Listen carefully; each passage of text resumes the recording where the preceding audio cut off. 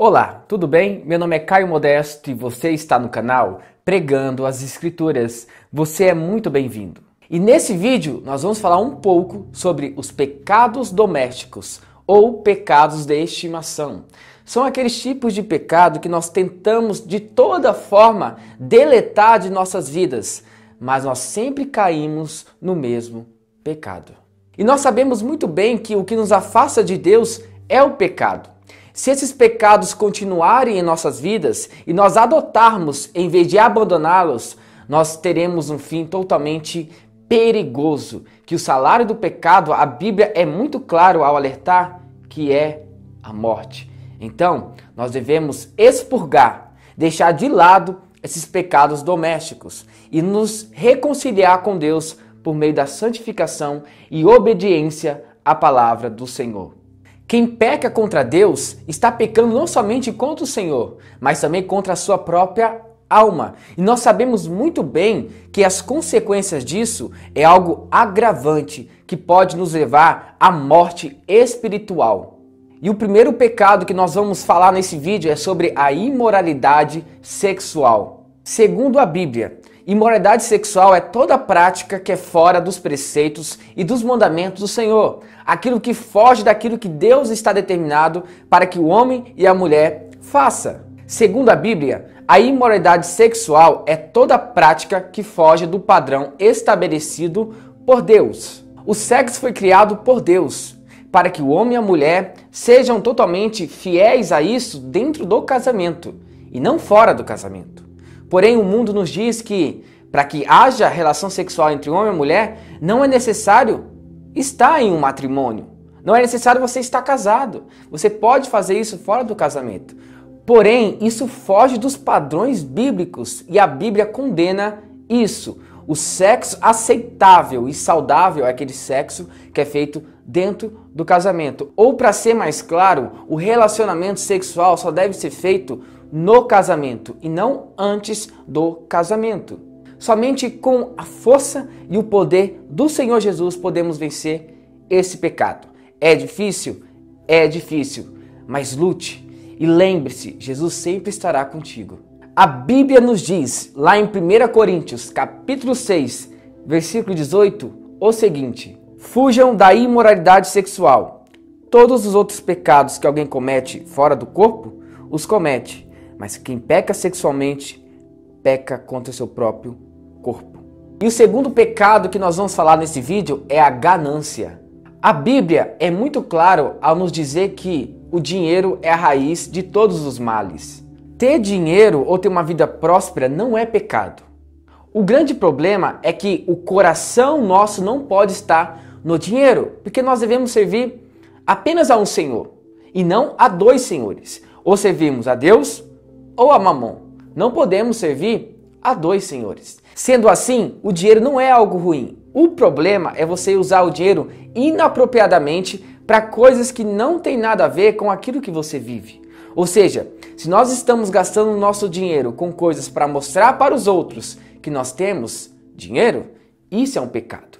Devemos usar o dinheiro de uma forma agradável e que Deus aceite isso.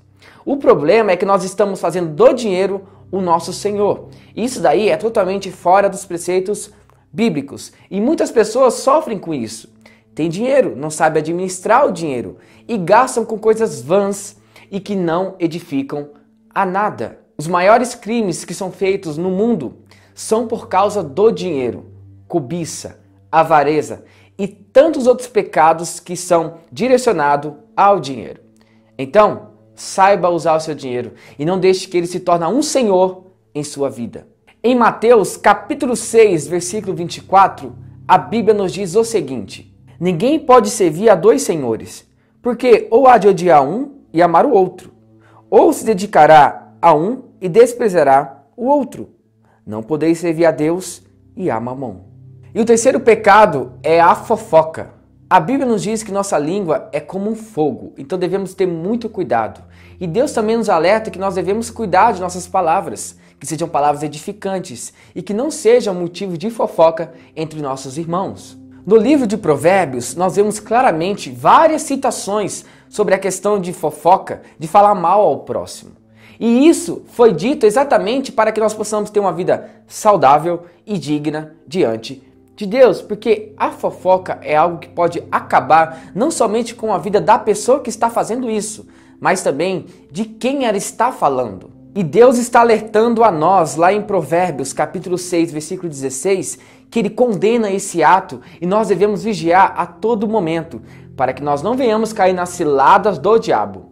A fofoca é algo tão terrível que pode destruir famílias, relacionamentos, casamentos e tantas outras amizades que estão ao seu redor.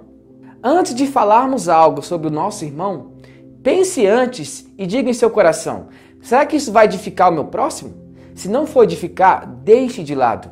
Não deixe que a fofoca tome conta do seu coração e venha aos poucos destruir não somente a vida do seu próximo, mas também a sua vida com Deus.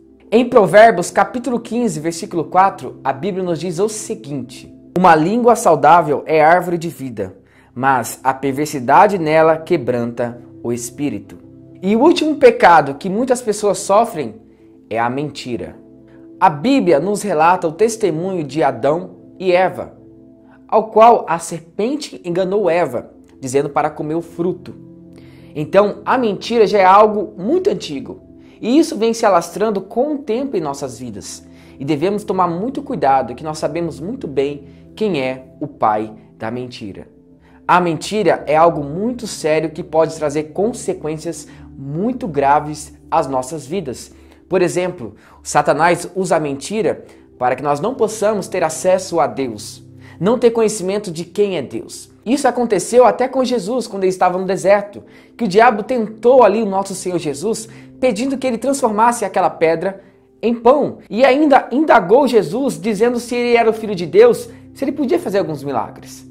Então, nós vemos que o diabo tentou até Jesus. Imagina a nós. Então, se você está sofrendo com esse pecado, saiba que existe um Deus que cuida de nós. E existe o Filho dele que nos purifica de todo o pecado. O diabo não tem poder sobre nossas vidas. A mentira é um instrumento que é usado por Satanás. Então, em todo momento que você sentir que você mentiu para alguma pessoa, que você cometeu pecado, dobre seus joelhos e peça perdão a Deus. Só assim então você irá vencer esse pecado. Porém, aquelas pessoas que vivem mentindo e dizem ser cristãs e não lutam contra isso, então nunca nasceram de novo. Porque quem nasceu de novo luta contra o pecado. Em Provérbios capítulo 12, versículo 22, a Bíblia nos diz o seguinte: o Senhor odeia os lábios mentirosos, mas se deleita com os que falam a verdade. Muito obrigado por assistir esse vídeo até o final, eu espero que você tenha gostado. Deu muito trabalho de fazer esse vídeo, então se você gostou, não se esqueça, inscreva-se no canal, ative as notificações e deixe seu like para fortalecer nosso projeto aqui no YouTube. E comente aqui abaixo o que você achou desse vídeo. É muito importante saber sobre a sua opinião. E muito obrigado. E que Deus abençoe. Em nome de Jesus. Amém.